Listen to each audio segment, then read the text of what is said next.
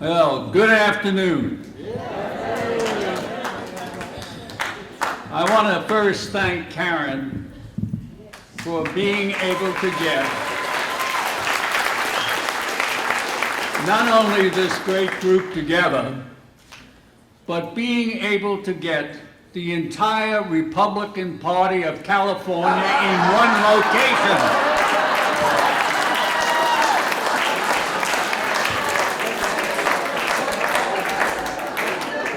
Now let me ask you, are you ready to take back America? Right on. Well, your presence here says it all.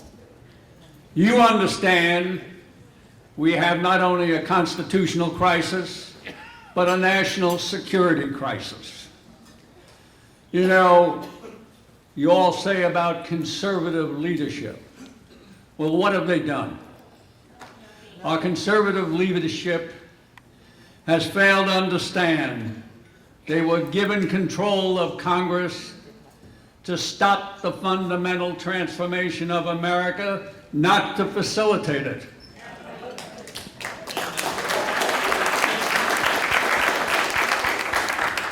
And then, what did they do?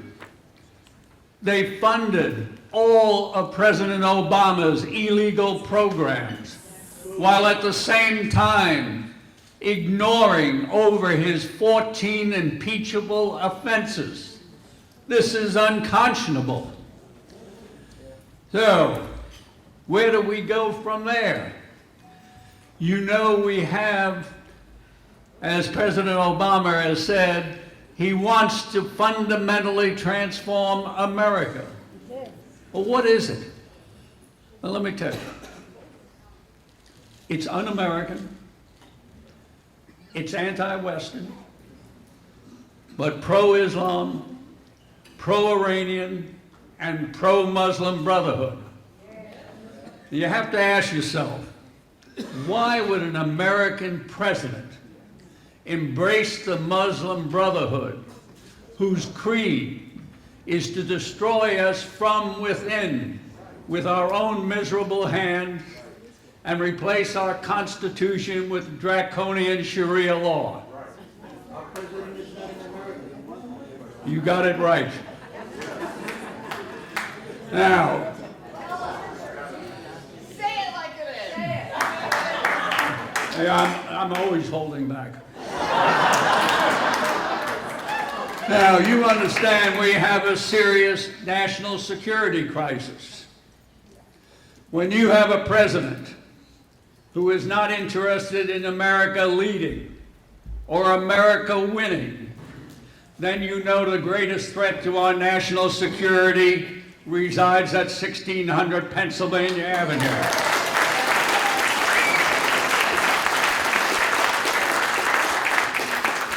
We have a president who refuses to identify the enemy. It was Erdogan, when he was Prime Minister of Turkey, who said it best. Islam is Islam. There are no modifiers. Democracy is the train we ride to our ultimate objective, which is to make Islam dominant throughout the world. He couldn't have said it any plainer. Islam is a totalitarian ideology bent on world domination masquerading as a religion. I got to tell you, I reject the term radical Islam. That implies there's some moderate Islam. There ain't any, and you all know it. But you got to get the word out. Now, you know, when you want to take a country down, oh, I forgot one thing. You know, when President al-Sisi declared in January 2015, he called for a reparation of Islam because of the atrocities that ISIS was committing. He thought it was giving Islam a bad name. Not one Western leader has supported him, nor for that matter has the Pope, who continues to go with his outreach programs, which make absolutely no sense, and declares Islam is a religion of peace. This is nonsense. Now, when you want to take a country down, the first thing you do is weaken the military. That's why sequestration was the perfect storm for the Obama administration. The defense budget represents 18% of the federal budget. But under sequestration, they were required to eat over 50%. It's over $1 trillion in 10 years. It's been devastating. And what has that left us with? We're winding up with the smallest army since prior to World War II, 380,000 soldiers. The smallest navy since prior to World War I, not World War II, World War I. We're down to 273 ships. That's what's left of Ronald Reagan's 600-ship Navy. And to put that number in perspective, that's the number of ships I had under my command in the Pacific Fleet. We should have 350 to 400 to meet our worldwide commitments. And you're not going to get there overnight. It takes a long time for those capital investments to come around. The Air Force, same condition. They're down to 12 wings. They should have 18 to 24. And more importantly, their readiness is down to 50% or less. The Marine Corps is suffering the same problems. Marine air readiness is at 30%. They're stealing parts from museums for spare parts. This is nonsense. Now, compounding this situation is the social engineering that has been imposed on our wonderful military forces. You know, what has it done? It's being imposed by people who have never been in the military, will never be in the military, and furthermore, we don't want them in the military. They have destroyed unit cohesiveness and integrity and the will to win. And you saw the latest example of that on 12 January of this year, when our two riverine craft in the Persian Gulf gave up to the Iranians without firing a shot. This was a tremendous embarrassment for the Navy. And I gotta tell you, it threw over 200 years of tradition overboard. We never give up the ship. And what made it doubly,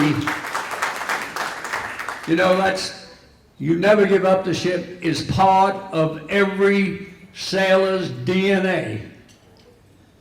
And you can take that to the bank. Something else went on there, I don't know what. Now, a few other little things on social engineering. Women in combat. All the studies tell you everything you want to know. It's wrong.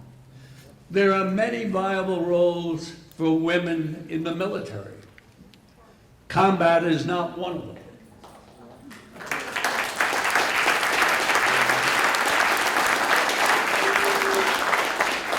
And the latest mandate on transgenders. You know, Dr. Phil McHugh, the former lead psychologist at Johns Hopkins University, said, this is not a physical problem. Whoop, here we go. All right. That's the first time I've heard somebody couldn't hear me. He said, this is not a physical problem. This is a mental disorder. It requires understanding and treatment. It is not a civil rights issue.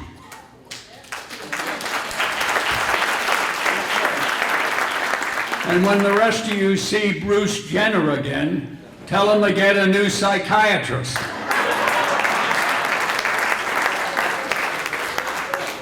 And I want to touch on the Iranian nuclear weapon deal. The first thing you have to understand, there's no agreement. Nothing has ever been signed. You know, John Kerry, when he was going through his kabuki dance in Vienna and Switzerland, what he gave up was more than our objectives. He gave up our honor. We gave away everything that we sought to obtain, and then to keep the Iranians at the table, we had to invent new concessions. I mean, you can't make this stuff up. How did we get there? You know, the Iranians. What about the Iranians? I got to divert a little bit. They've caused the loss of thousands and thousands of Americans.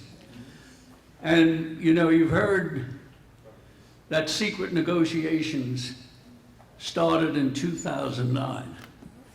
Wrong. Secret negotiations started in the summer of 2008 when Obama got the Democratic Party nomination for the presidency. And he opened up a secret channel with the Ayatollahs. And according to Michael Ledeen, the secret channel was Ambassador William G. Miller.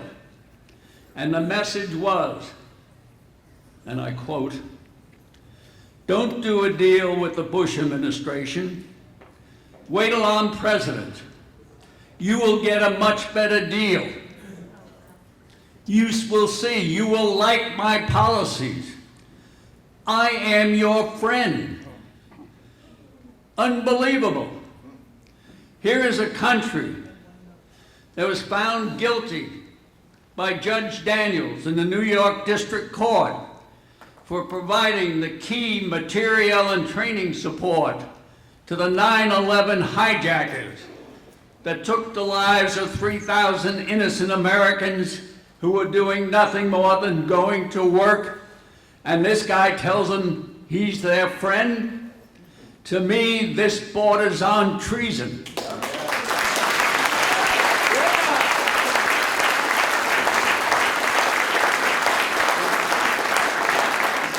Now let me shift to Benghazi and Libya, where treason was committed. And here we got the pathological liar, Hillary. What went on there? If you take nothing else away, understand, we switched sides on the global war on terror.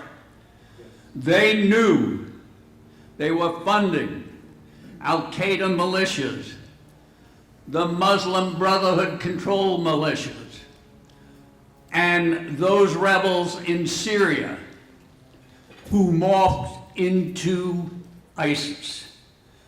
They provided them training, funding, and weapons. There's no question about it. Now, I can't cover everything in the little time left, but I want to take you, well, let's say one thing. You know, Benghazi never had to happen. Hillary, you know, Gaddafi wanted to go into truce negotiations. He was ready to abdicate. 2 days of negotiations went on. My good friend Chuck Kubik, retired Rear Admiral, was conducting them with Africon, Carter Ham. They were terminated after 2 days by somebody outside the Pentagon. You can figure out who that was. So what happened? Tens of thousands of people lost their lives. Here's a president who got the Nobel Peace Prize for giving a speech. Yet he couldn't give a few more days for truce negotiations. Now I want to take you to the time just before the attack. And, you know, there were multiple warnings of the attack. Meaning, Benghazi was out of control. There were 10 militias running wild. And repeated requests by Stevens for increased security were denied or unanswered. And I got to tell you, who in the hell would know if you provided Stevens with 6 more security guards? Nobody.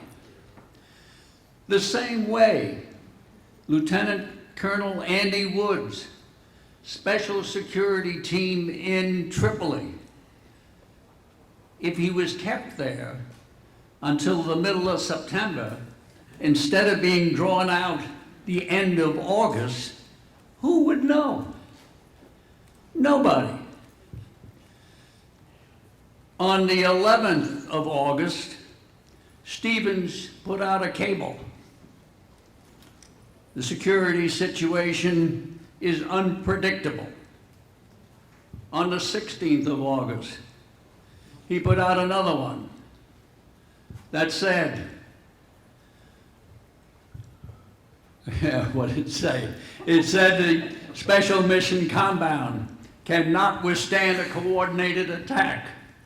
On the 29th of August, the Libyan government put out a special alert on Benghazi because of the attacks on foreigners and their installations. The CIA, GRS security team, and these are the guys that did the 13 Hours movie. I personally talked to them. They told me there were 10 to 12 days of advance warning. It was posted each and every day on their bulletin board. So, you know, as a combat commander, you never want to be caught short. So you have to ask, why weren't forces pre-positioned? Never happened. And even so, we had forces available that could have been brought to bear. We had C-130 gunships, one at Djibouti, which was 7 hours away. The other one, though, was at Sigonella, an hour and 45 minutes away. We had F-16 aircraft at Aviano. And I got to tell you, they're already loaded with their 20 Mike cylinders for airworthiness. They could have been there in 2.5 hours. We had a 130-man Marine Force recon team in Sigonella. We had the Commanders in Extremis Force in Croatia with their own aircraft who could have been there in a matter of hours. They never got authority to go beyond Sigonella. We had a 65-man Marine fast team at Rota who were purposely delayed, making them change into civilian clothes. Mind-boggling stuff on the orders of you-know-who. So here you are, coming up in November. Here you got the pathological liar who couldn't handle the security of a pissy-ant 13-acre compound in Benghazi, and you now want to turn over the security of this great country to her? No way. That's got to be mind-boggling.